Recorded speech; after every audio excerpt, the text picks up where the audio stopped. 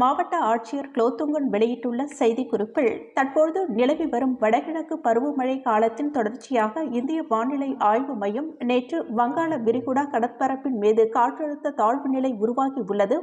இதனால் இன்றும் நாளை திங்கட்கிழமை கன மற்றும் அதிக கனமழை பெய்யக்கூடும். காற்று மணிக்கு 55 கிலோமீட்டர் வரை வீசக்கூடும். புதுச்சேரி பகுதிக்கு ஆரஞ்சு எச்சரிக்கை விடுக்கப்பட்டுள்ளது. எனவே பொதுமக்கள் அனைவரும் மிக பாதுகாப்பாகவும் எச்சரிக்கையுடனும் இருக்கும்படியும் தேவையில்லாமல் வெளியே வர வேண்டாம் என்றும் கேட்டுக் கொள்ளப்படுகின்றது. மேலும் அரசு அறிவித்துள்ள வழிகாட்டுதல்களை பின்பற்றுவதுடன் வதந்திகளை நம்பாமல் அரசு அளிக்கும் செய்திகளை மட்டுமே பின்பற்றுமாறு கேட்டுக் கொள்ளப்படுகின்றது.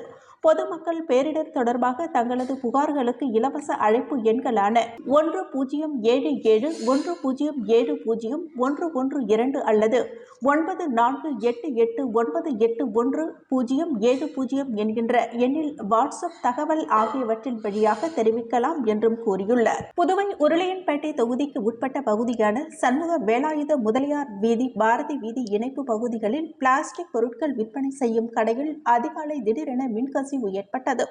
இதன் காரணமாக பிளாஸ்டிக் பொருட்கள் விற்கும் கடை தீப்பற்றி எரிந்தது. இதுகுறித்து அப்பகுதி மக்கள் உடனடியாக தீயணைப்பு துறைக்கு தகவல் தெரிவித்தனர்.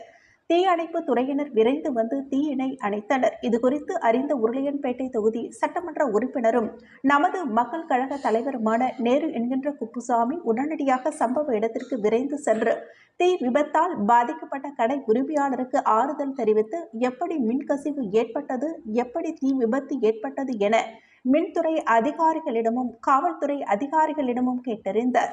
அப்பொழுது நமது மக்கள் கழக பிரமுகர்கள் சுவாமிநாதன், வினோத், வீரா உட்பட பலர் உடன் இருந்தனர்.